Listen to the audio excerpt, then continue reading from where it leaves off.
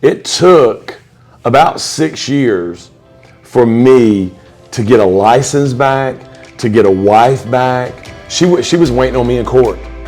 The day that I came back, she was waiting on me in court. She said, we'll give it another shot. I'm telling you, man. I'm telling you, man, to this day, it does something to me.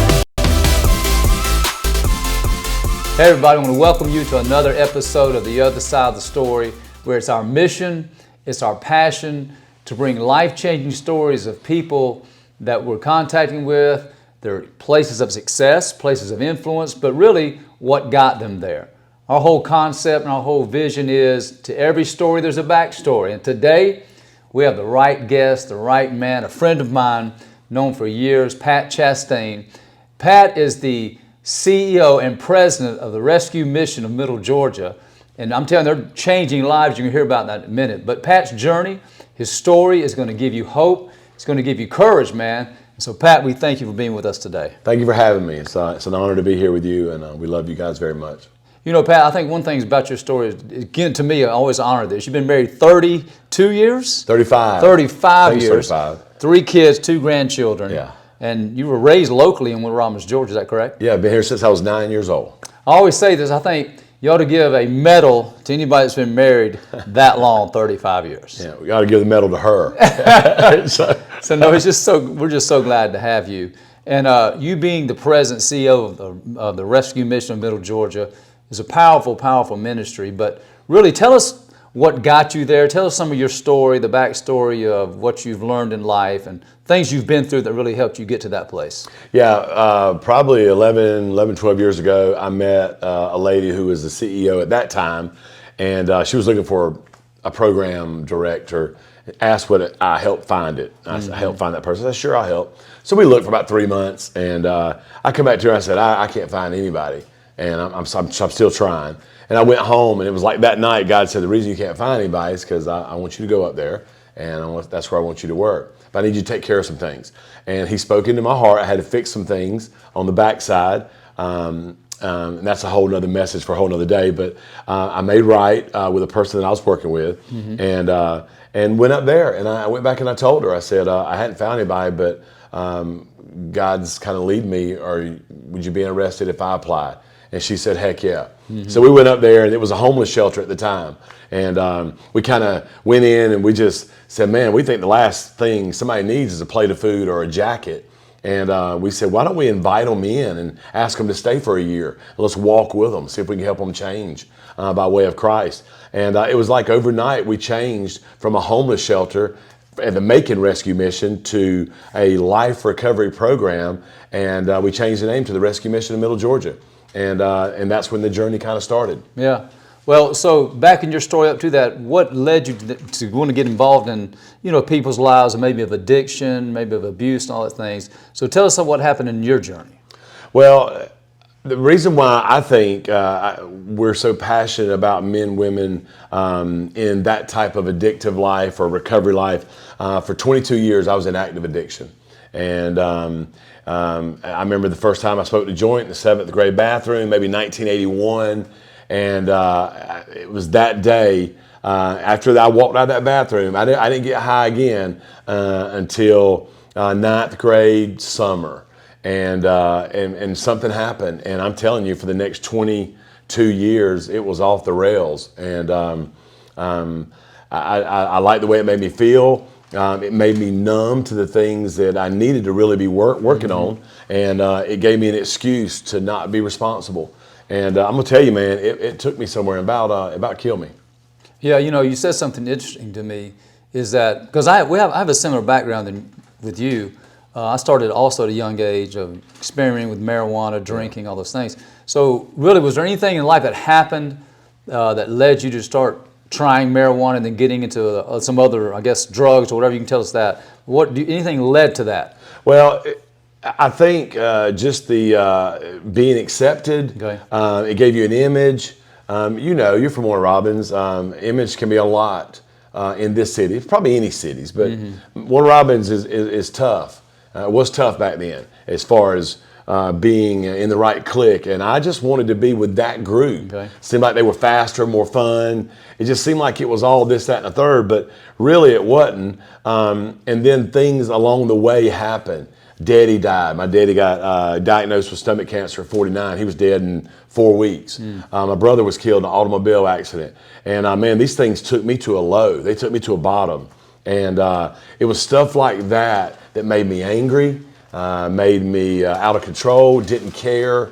And I'm telling you, man, last 6 years of my addiction was meth every day, pills, drinking. I mean, it was just, so to cope with life and to deal with life's uncertainties and pain, I think doing drugs made it easier for me. Yeah, you just said something that I think speaks to a lot of people that are listening or watching, is a tragedy, some pain in your life. You know, a lot of people, again, get to that place, don't they, where they're going through something in life and we have choices, which way we're going to turn.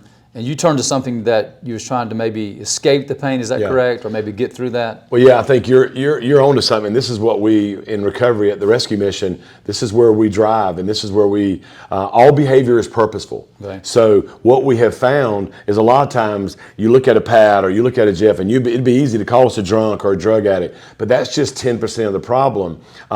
What makes us act the way we do? So as we backtrack this thing through our feelings and our core beliefs, which turn to negative core beliefs. A lot of times I say, how do you see yourself? How do you think others see you? How do you think God sees you? And what we find is they see themselves as a loser, never going to make it. They think others think they're never going to measure up, not going to amount to anything. And then when you ask them, how do you think God sees you? And then they go, where was he? And I'm telling you, Jeff, we back this thing up, and this is what we find drives the behavior: neglect, abandonment, or abuse. Everybody's got it. So there's something in your pocket, something in my pocket, something in your pocket that you have been carrying all your life. Nobody probably knows about it. And the minute that it's revealed, that's when your healing starts. And I'm telling you, there's no better time to implement a relationship with Jesus Christ right at the time than you're willing to talk about your wound. And usually the big three are neglect, abandonment, or abuse. That is so good. I know you're helping people right there. You know, just talk real quick, because you said something again that's going to help people. The power of, and I don't care how old we are, the power of peer pressure, negative or positive. Yeah. Well, in order to go or do, you need to go or do. And that's what our world tells you. And it tells you, go live your best life. And all these are lies that take you to another bottom. And I'm telling you, what good does it do a man to win the world and then lose his soul? Right. And I just, to me, our world right now is all about the image. And if you're not doing what they're doing, then you can't come.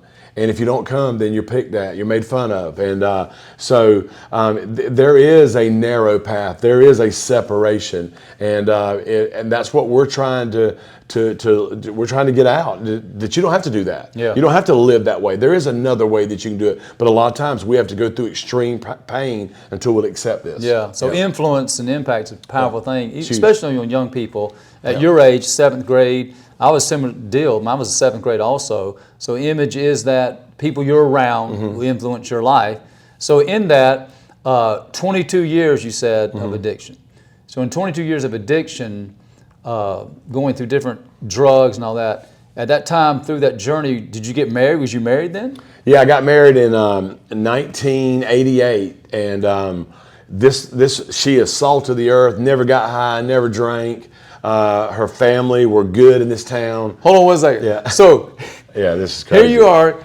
This is so good because there's hope for everybody, right? So you are involved in a lifestyle that is totally opposite of the woman you married and you met. How did you feel, or what made you feel like, or whatever got you two together? What caused that? Yeah. And you're in a whole different lifestyle than she is. Well, now I can say I know what God was doing. Yeah. But then I just knew that.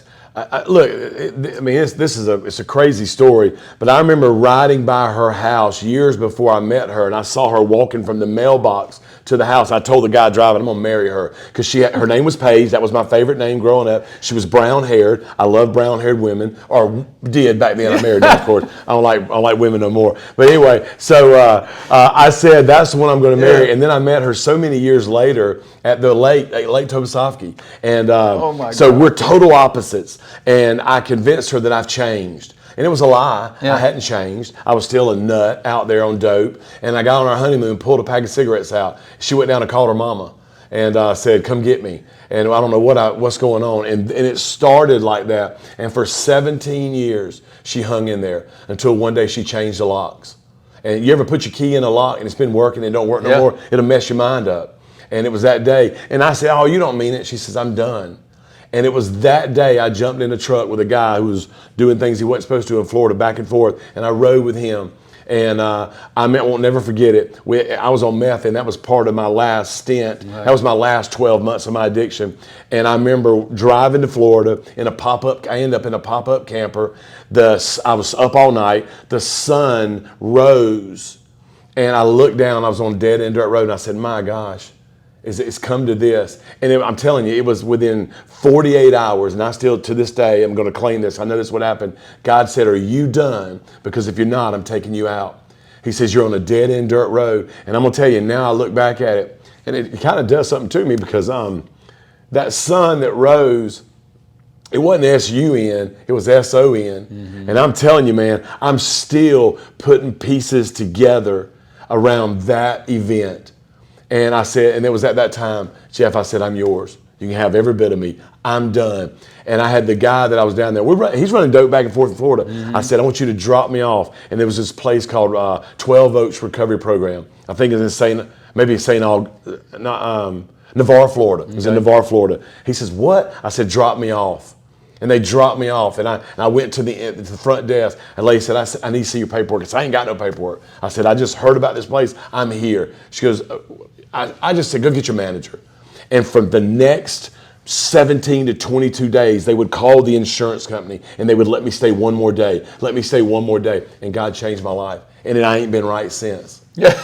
I ain't been right since. So that's it in a nutshell. That's my life. And people say, you changed overnight. And I'm telling you, there was a lot of things that led up to it. She had to change the locks, blah, blah, blah. But overnight, I'm telling you, man, God took me somewhere.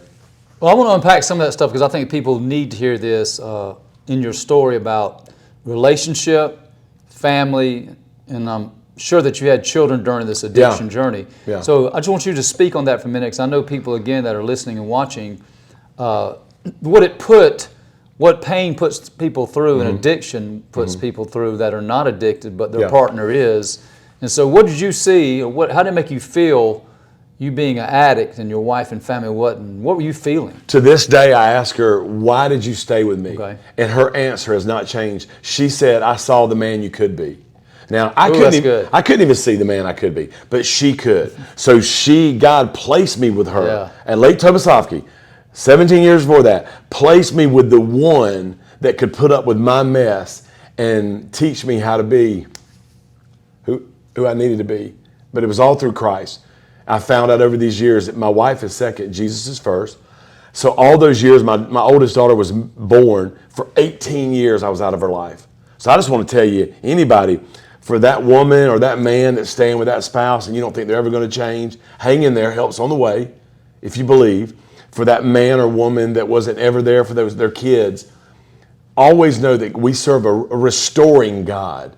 And he's healing my relationship to this day. Me and my daughter are still growing closer. We sit together in church. I'm just telling you, he turns things around 180 degrees.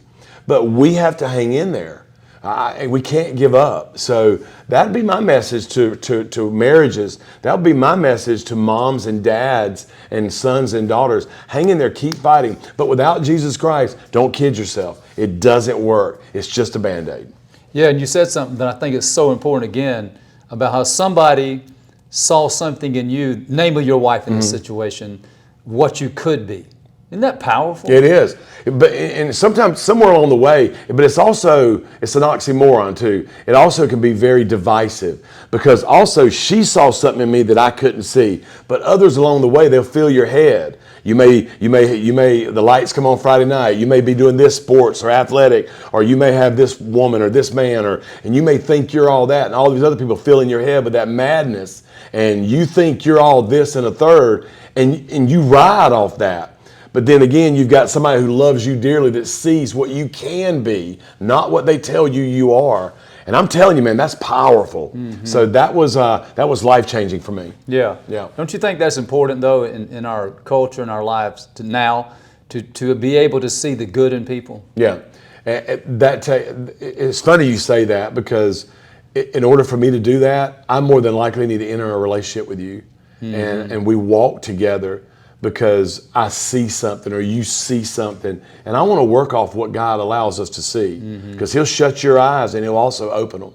So I think that's good. Yeah, I think that's good. So let me also address this. So with your children, 3 children, and now let's speak on now for a second.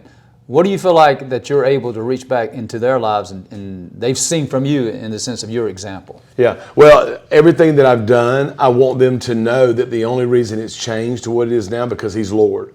So everything's around Him now. Yeah. Everything used to be around the dope and the game and all that street and the image, but now it's around Him. So I spend a lot of my time in relationships with people, telling them about the only thing that matters.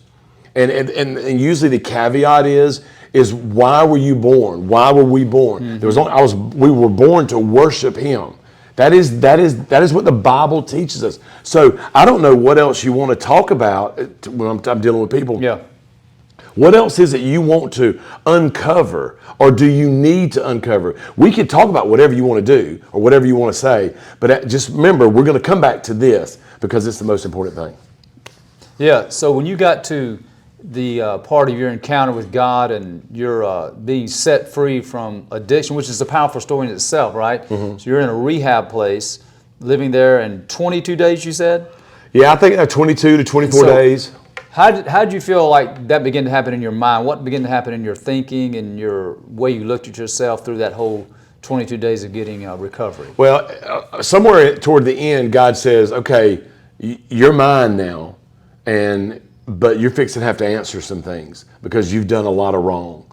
So I had to come back to Warner Robins because there's warrants. I had to turn myself in. I stayed in jail a while. I had to go to court, and I knew that I was facing some tough stuff in court. I already knew that. But when I got to court, He says, I got it. And I'm telling you, He kept me out of prison. The crazy thing is, it's wild how all that took place. But He let me know, and I think that's important. Don't ever think that there's not consequences for what you do, because there is. You will have to answer them.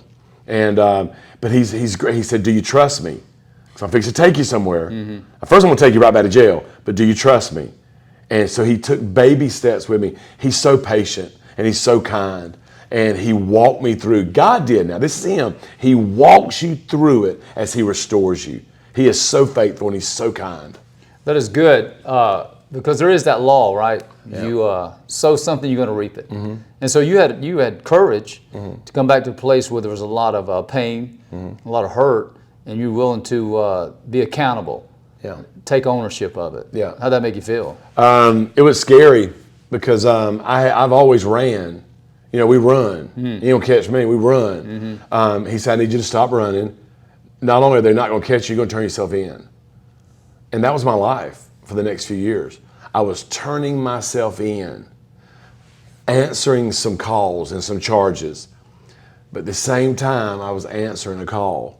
And I'm telling you, man, when you got purpose with Him as you answer a charge, that's the only thing that'll get you through it. It was just wild, man. And it took about 6 years for me to get a license back, to get a wife back. She was waiting on me in court. The day that I came back, she was waiting on me in court. She said, we'll give it another shot. I'm telling you, man, to this day, it does something to me. Yeah. That my wife said, I'm standing in court. That is a powerful testimony to people. I know, again, people that are watching this and listening are getting healed right now from it, in the sense of, because you said one thing, that we're people that run. Yeah. We run away from issues, or we run away and hide from trouble, pain, don't want to deal with it. But speak on the aspect of confronting your past to move on to your future. Well, I think in order for that to happen, there is a place you got to get, and for anybody that's listening, that's in it, there is a place that you have to get to before any of this happens. You have to become absolutely wore out. And that's always one of the first things that I look for, is when somebody tells me I'm just tired.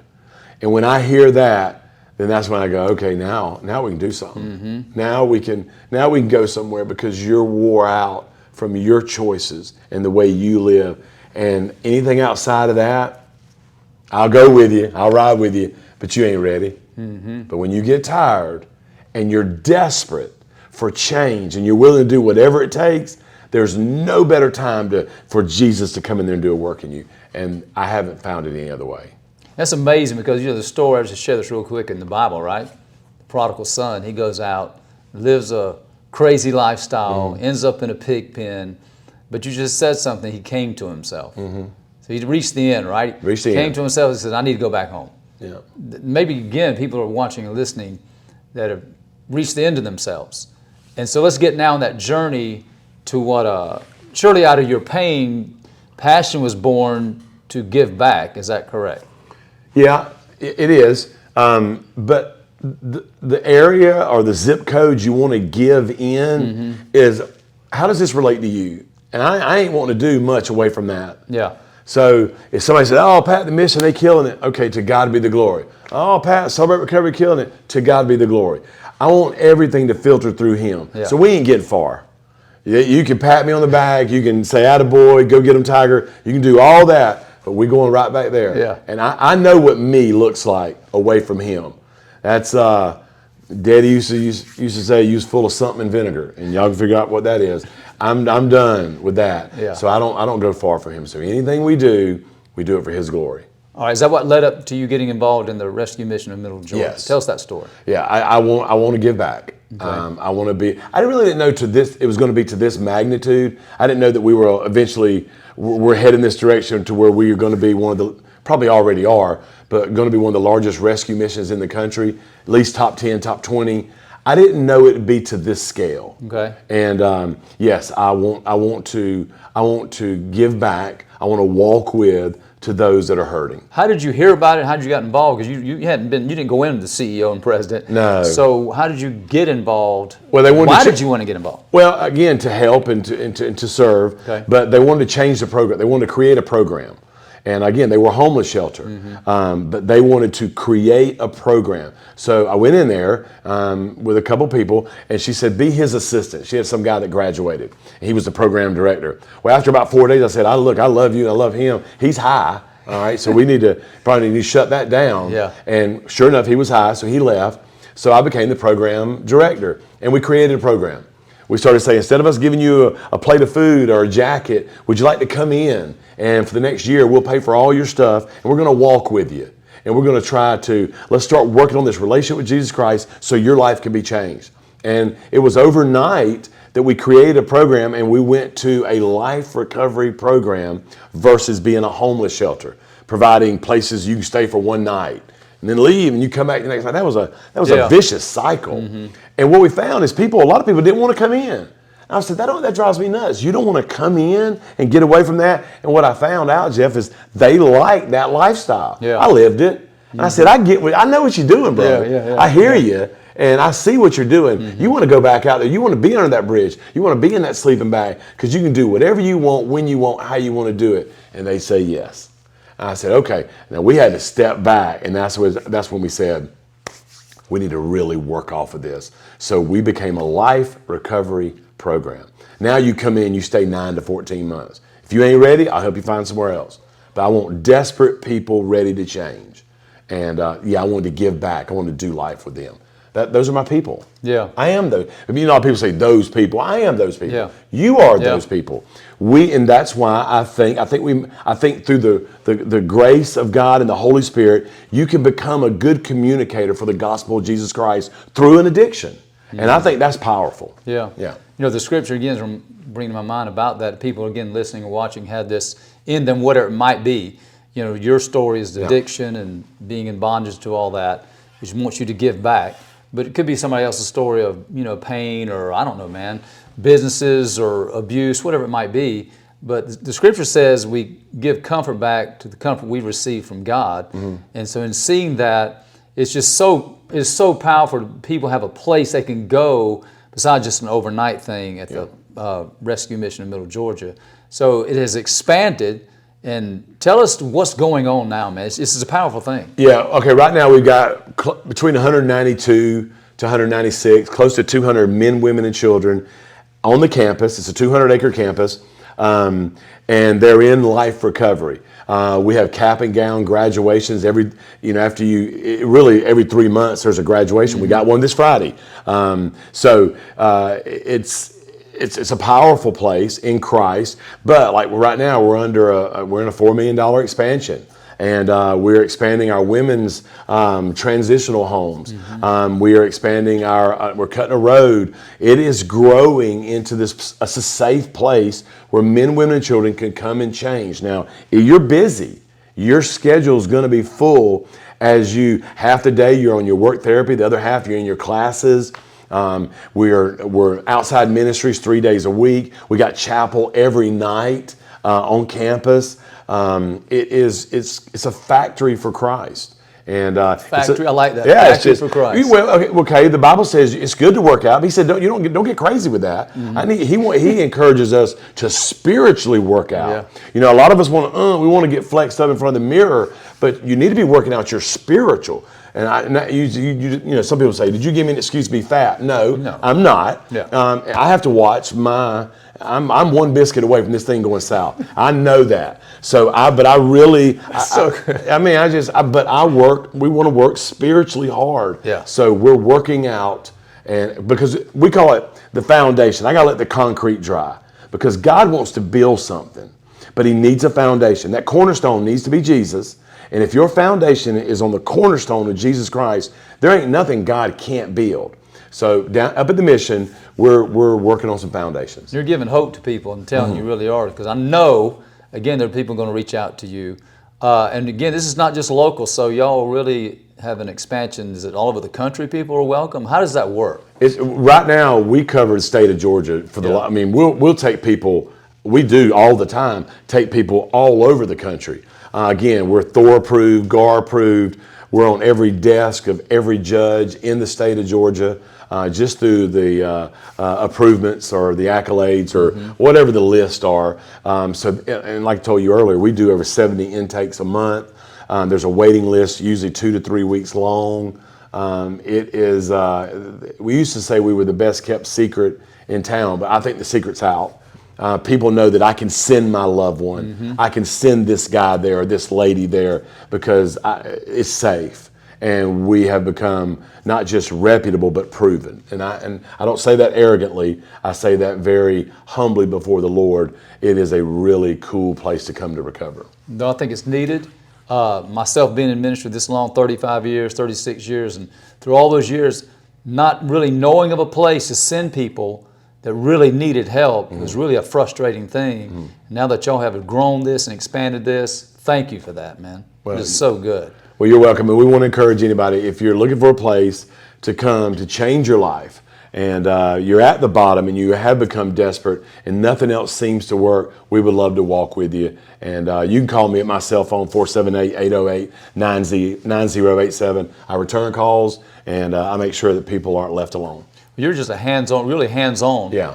You're not trying to. I'm not a good delegator. Yeah. Right. Yeah.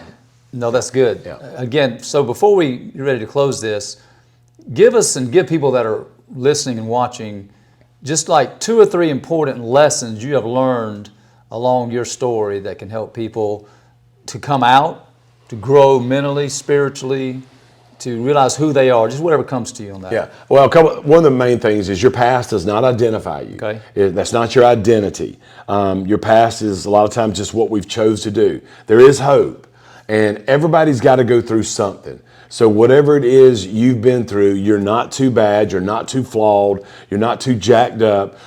We talked about this earlier. The Bible is 66 books. It's not a book, it's 66 books. And it's written by heathens, reprobates, fugitives, murderers, whoremongers. That's what God rolled with. That's what so if you're looking for somebody just perfect that ain't what Jesus rolled with. Yeah. He went and found us. and he wants to find you. So wherever you're at today, be encouraged. You're there for a reason, and you can change. His name is Jesus. That's setting people free right there. Yes, yes, yes. It really is. I just want to close with this because you said something I just want to reiterate, is that God doesn't really call the qualified, does he? He calls the unqualified. Yeah. We say he qualifies the called. So you may be a mess right now, but let him bring you on in, and let him clean you up. And I think that's the other thing. Yeah. You're trying to clean yourself up, and it's just not working. If you'll throw your hands up and say, I'm just filthy dirty, and he says, that's how I want you. Yeah. And then he does the rest. Come as you are. Come as you are. Thank you for being with us today. You know, It's I so love you very powerful. much. Love you too. Yeah. You know, I know you know somebody that you need to share this podcast with. I'm telling you, they're hurting. They feel like there's no hope. There is a place in Georgia that you can reach out for help for you or your family. And then this is a powerful story from Pat Chastain. Thank you. So thank you for being with us. Make sure you like, follow, subscribe. See you next week on another episode of The Other Side of the Story.